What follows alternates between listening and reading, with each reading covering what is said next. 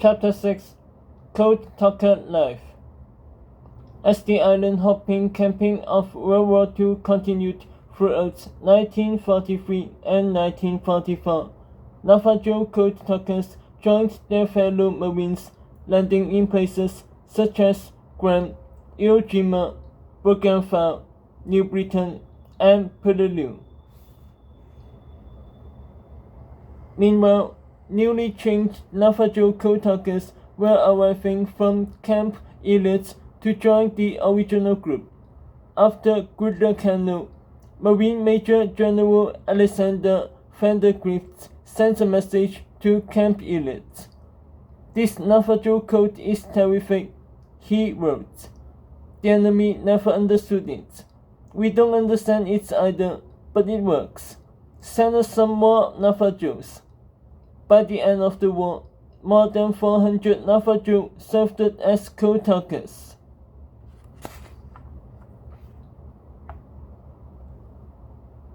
As the number of code talkers and their missions grew, so did the code itself.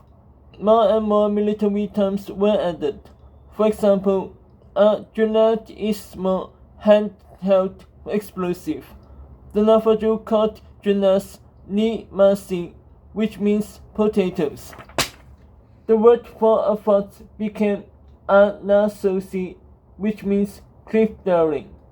A tenth code word was chardagahi, a tortoise. New Navajo words for English letters were added to confuse the Japanese army too. A key way to break a code is to look at how often letters are repeated. E, A, and S, for example, are among the most used English letters. So if a codebreaker sees the same cipher used often, there's a good chance it might be E, A, or S.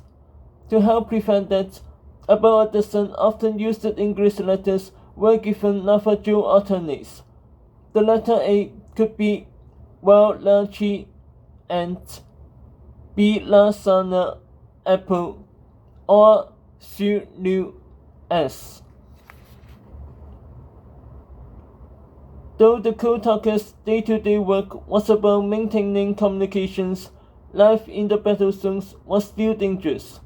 To reach places where it would be safe to speak on their radios, they often had to avoid machine gun fire or enemy artillery. The code talkers spent many scary nights huddled in chances or foxholes as bullets singed above them. The Japanese tried their best to stop the code talkers from doing their job. The Japanese radio man could hear all the words that the Navajo were sending. They just couldn't understand them. Still, to try to distract the Marines from their coding work, the Japanese soldiers blasted loud noises or banged pots and pans into the radio broadcasts.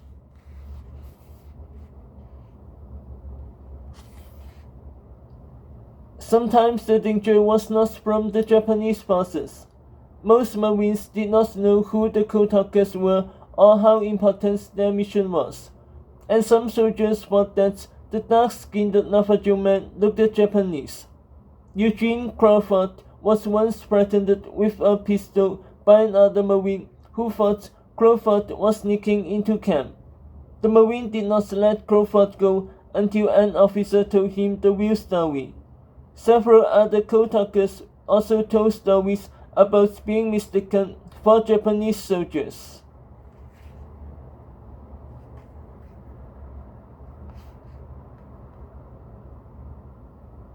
The code talkers worried what would happen if they were caught. Would the Japanese torture them to reveal the Navajo code? Because of fears of mistaken identity and capture, many Navajo code talkers were given Marine bodyguards. These Marines traveled everywhere with the code talkers. They made sure the code talkers were not spoiled by fellow US soldiers and also protected them from enemy attack. Mine stuck to me like glue. If I went to the bathroom, so did he. Remembered Eugene Crawford.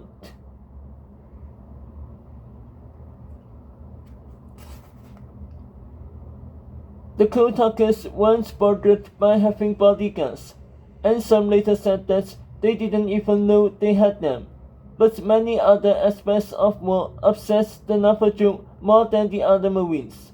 In the Navajo culture, the bodies of the dead are something to be avoided. Navajo believe that spirits of the dead sometimes stay with the bodies. From the moment they landed ashore on Guadalcanal, Chester and his fellow Navajo saw many dead soldiers, American and Japanese. Dan Aki later said that his fear of corpses was one of the hardest things to get over in the war.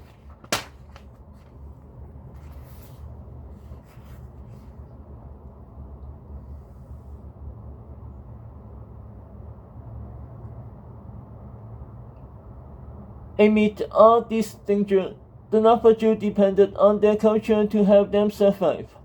Most all had been sent off from home with a song-filled ceremony called the Blessing Way, and with prayers from family members.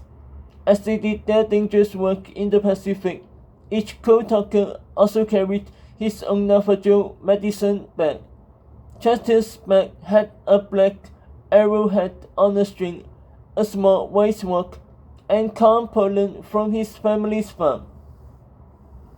That medicine bag connected me to home, to the prayers of my relatives, wrote Chester later. It protected me and gave me confidence that I would survive.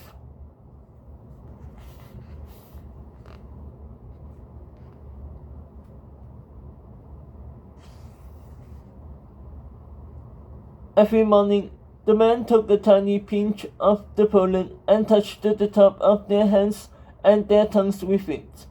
Then they pointed to each of the 4 directions to finish their morning blessing.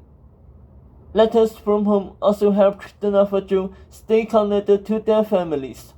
Some of the Navajo Marines also sent back small bits of their uniforms. This clothing would then be used in ceremonies back home in which relatives asked the gods for protection for their loved ones. The Marines continued their island-hopping strategy. The United States military leaders looked at their next target, Iwo Jima. Helping to capture this tiny volcanic island would prove to be the Kotakas' toughest mission against the Japanese.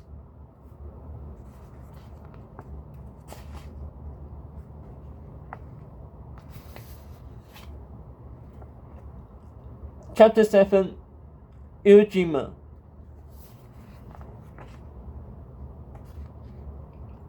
Iwo Jima is an island only 760 miles from Tokyo, the capital city of Japan.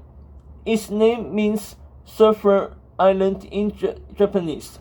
It was created by an exploding volcano which continued to spew bad-smelling sulfur gas from inside the earth. If the Marines could take over this important island, US bomber airplanes would be able to take off the land on the Iwo Jima airfields to easily reach Japan itself.